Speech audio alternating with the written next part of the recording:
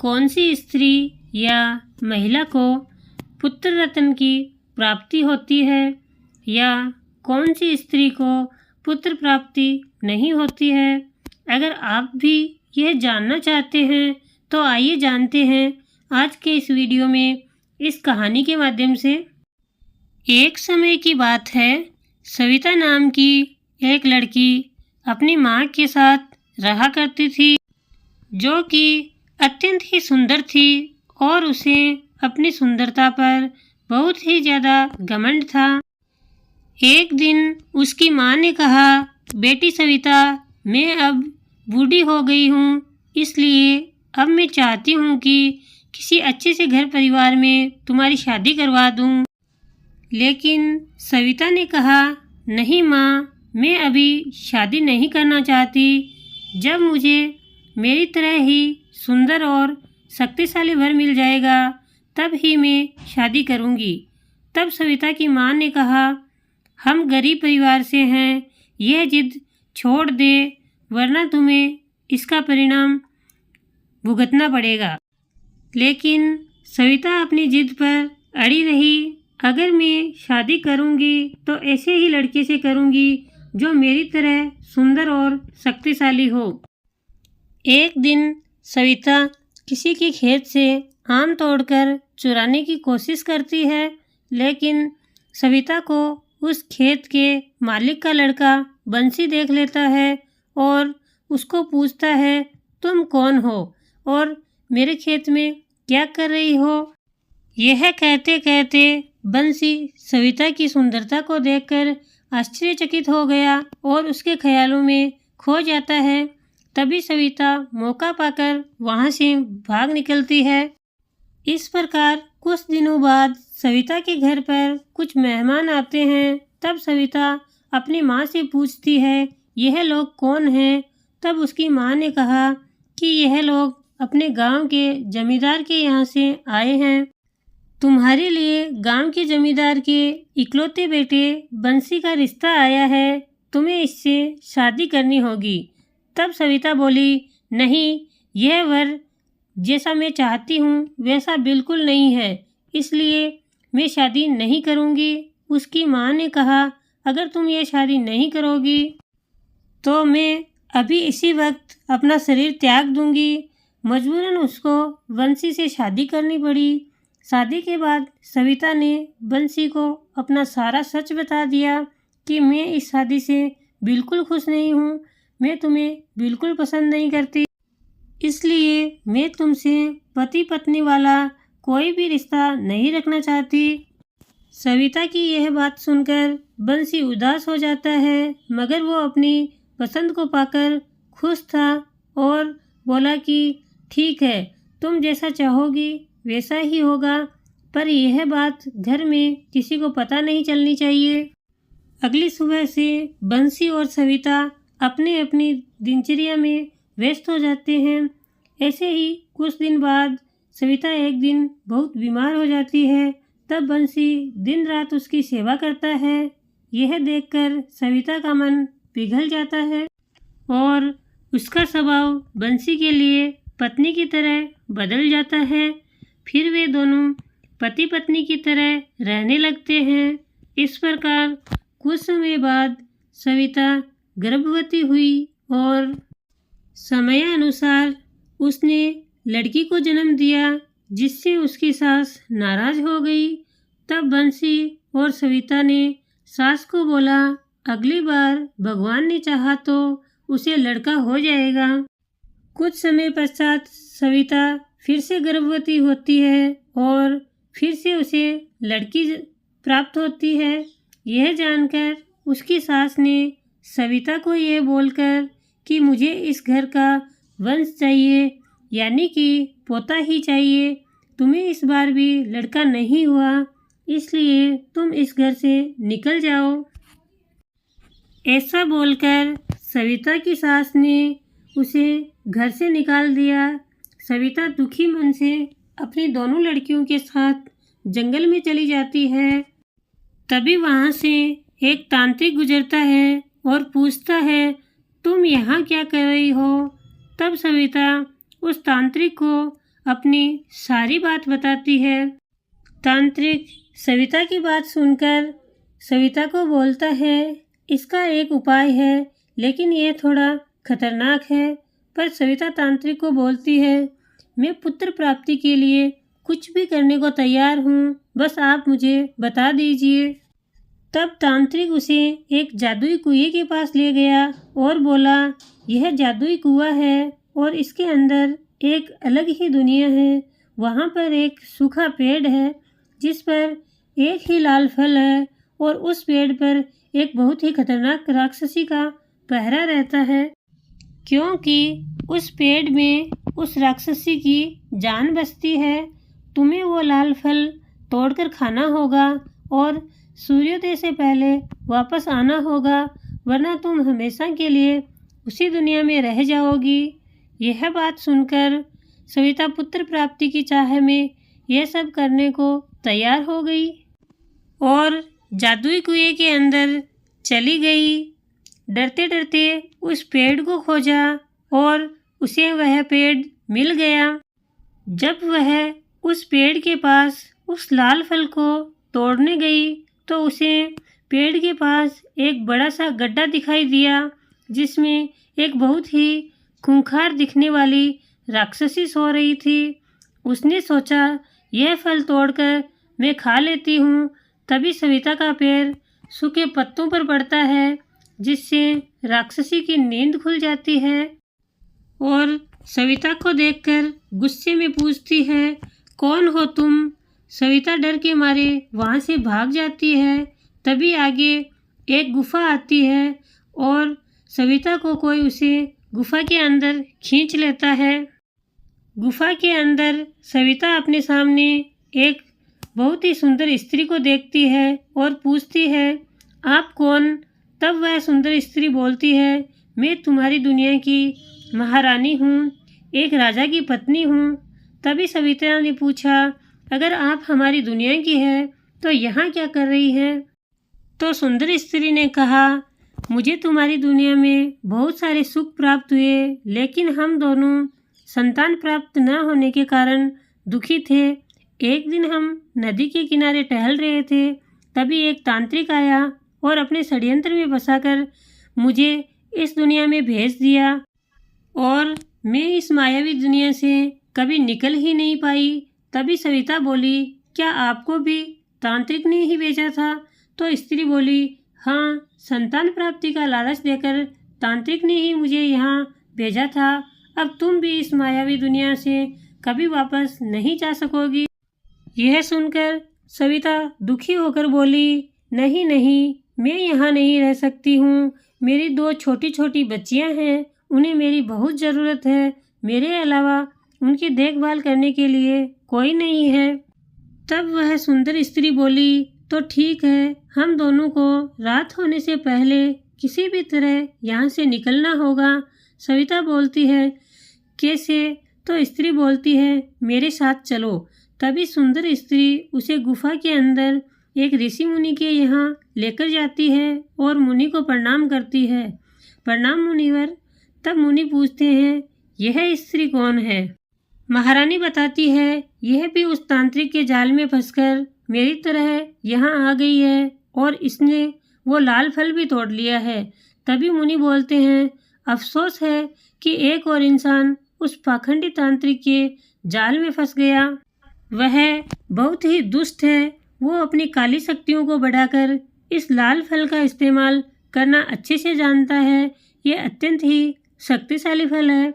वह तांत्रिक स्वयं इस दुनिया में नहीं आ सकता, इसलिए भोले वाले इंसानों को अपने षड्यंत्र में फंसाकर यहाँ भेज देता है। यह सब बोलकर मुनि सविता से पूछता है, तुम्हारी ऐसी क्या मजबूरी थी जो तुम्हें इस तरह तांत्रिक की बातों में आना पड़ा? सविता अपनी सारी बात और परेशानी मुनि को बताती है, जिसको सुनकर मुनिवर बोलते हैं, तुम्हारे साथ जो हुआ वो बिल्कुल सही नहीं था, लेकिन अब तुम चिंता मत करो। तुम्हारी वजह से अब यह फल अपनी दुनिया में जाएगा और मैं तुम्हारी परेशानियों के लिए तुम्हें ऐसा उपाय बताऊंगा जिसको करने से तुम्हें अवश्य ही पुत्र प्राप्त होगा। इसके बाद मुनिवर उस फल को अपने हाथ में लेकर एक मंत्र पढ़ते हैं और उस सुंदर स्त्री और सविता को जादुई दुनिया से वापस अपनी दुनिया में लेकर आते हैं। तभी सबने देखा वहाँ तांत्रिक सविता की दोनों बेटियों के साथ काली विद्या कर रहा था और सविता की दोनों बेटियों की बलि देने की तैयारी कर रहा था। और यह सब सोचकर वह जोर जोर से हंसने लगा और बोलने लगा, उस औरत को मूर्ख बनाकर भेज दिया और मैं उसकी इन लड़कियों की बलि देकर अपनी काली शक्तियाँ बढ़ा लूँगा। तभी तांत्रिक की नज़र सविता, सुंदर स्त्री और मुनिवर पर गई। वो बोला, यह क्या, तुम वापस आ गई? तो सविता बोली, हाँ, और मेरे रहते तुम पाखंडी ऐसा कुछ नहीं कर सकता। तभी तांत्रिक ने पूछा, वो लाल फल कहाँ है? तो सुंदर महारानी बोली, अभी मिलेगा तुझे फल, तेरे ही कर्मों का फल मिलेगा। तभी तांत्रिक गुस्से में बोला, तुम सब बाहर कैसे आए? तब मुनिवर बोले, तुम्हें तुम्हारे कर्मों का फल देने के लिए आए हैं। और मुनिवर फिर से कुछ ऐसा मंत्र पढ़ते हैं और उस मंत्र के प्रभाव के कारण तांत्रिक मिट्टी में बदल जाता है और बाकी सभी लोग भी उस जादुई कुएं से बाहर आ जाते हैं। सविता की दोनों बेटियां भी तांत्रिक के चुंगल से छूट चुकी होती है। इस घटना के पश्चात सविता उस मुनि से पूछती है, हे मुनिवर, आप कौन हैं और वो राक्षसी कौन थी? तब सविता को साधु ने बताया, मैं उस जादुई नगरी का राजा हूँ और वो राक्षसी मेरी ही पुत्री है, जिसकी शादी मैंने बहुत ही सुयोग्य राजकुमार से की थी, लेकिन उसे अपनी सुंदरता पर बहुत ही अभिमान था।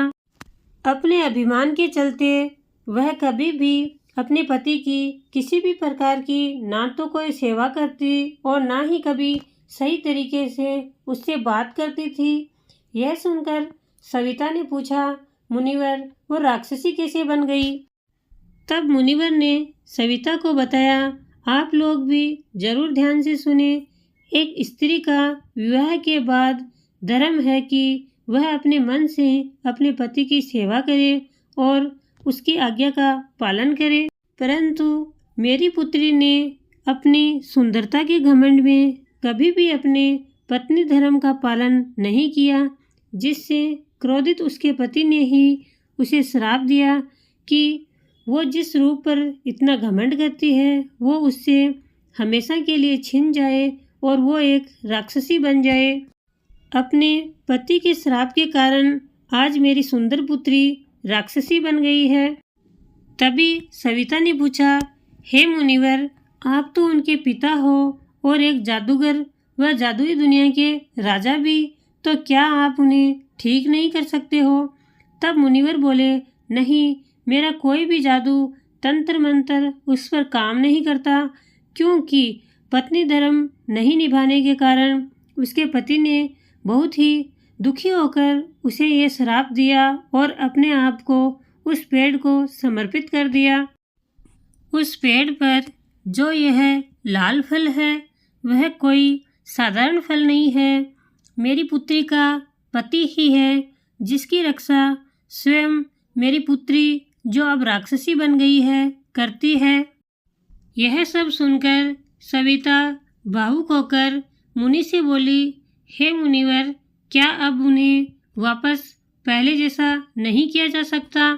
तब मुनि बोले, यह संभव तो है, लेकिन यह तभी संभव हो सकता है जब मेरी पुत्री को कोई पतिव्रता स्त्री स्पर्श करे और उसे पत्नी धर्म निभाने का रास्ता दिखाए।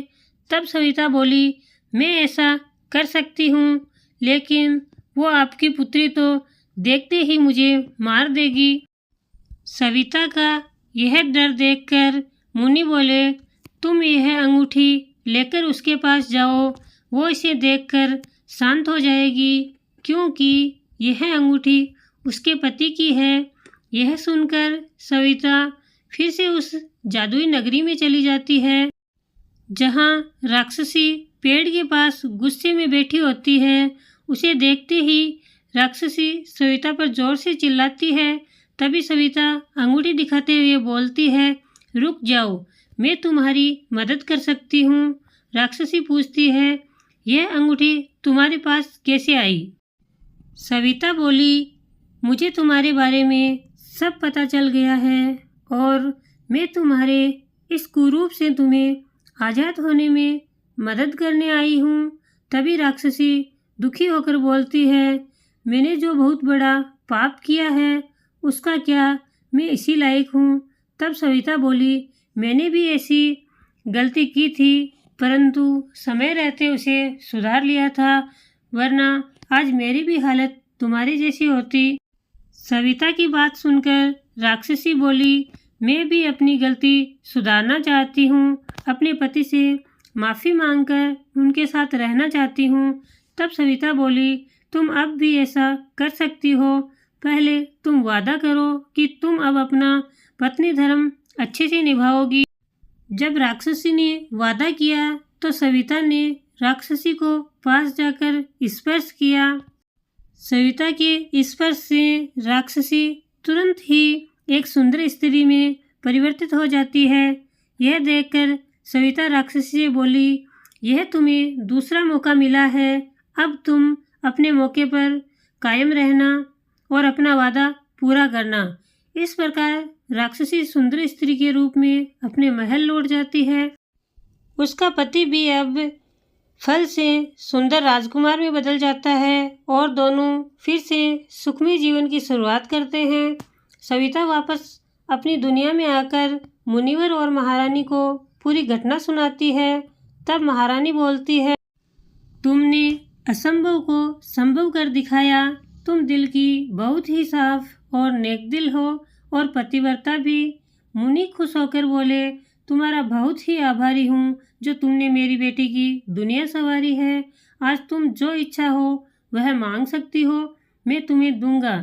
तब सविता दुखी होकर बोली, मुनिवर, मुझे जो मैं चाहती हूँ वो कभी नहीं मिल सकता। इस बीच स्वाति का पति भी उसे ढूंढता ढूंढता वहाँ आ जाता है और पूछता है, सविता, मैंने तुम्हें सब जगह ढूंढा, तुम यहाँ क्या कर रही हो और ये सब कौन है? तब सविता सारा घटनाक्रम बंसी को बताती है। यह सुनकर बंसी बोला, देखो सविता, मुझे कोई पुत्र मोह नहीं है, मुझे सिर्फ तुम और मेरी पुत्रियाँ चाहिए। तब सविता बोलती है कि वंश चलाने के लिए पुत्र होना बहुत ही आवश्यक है, मैं ऐसे वापस नहीं जा सकती हूँ, क्योंकि समाज के लोगों द्वारा कल को मुझे और मेरी बेटियों को तरह तरह की बातें सुनाई जाएगी। यह सब सुनकर मुनि बोले, इसका उपाय मैं तुम्हें बता सकता हूँ। जो स्त्री अपने पति से मोह नहीं रखती उसे संतान का सुख प्राप्त नहीं होता है। यह बात संसार की हर स्त्री को पता होनी चाहिए, इसलिए मैं जो कह रहा हूँ उसको ध्यान से सुनो और पूरे मन से उसका पालन करना। जो स्त्री अपने पति और अपने सास ससुर का सम्मान नहीं करती उसे कभी पुत्र प्राप्ति नहीं होती है। यदि पुत्र चाहती हो तो तुम्हें अपने से बड़ों का आदर सम्मान करना चाहिए, दान पुण्य करते हुए गरीबों की मदद करनी चाहिए। ऐसा करने से भगवान तुम्हारी सेवा देखकर तुम पर प्रसन्न होंगे और तुम्हारी इच्छा अनुसार संतान सुख प्रदान करेंगे। अगर तुम ऐसा करती हो तो तुम्हें अवश्य ही पुत्र रत्न की प्राप्ति होगी, यह मेरा आशीर्वाद है। इसके बाद सविता अपने पति के साथ अपने घर आ जाती है तो देखती है उसकी सास बहुत ही बीमार हो गई है और वो सविता को देखकर उससे माफ़ी मांगती है।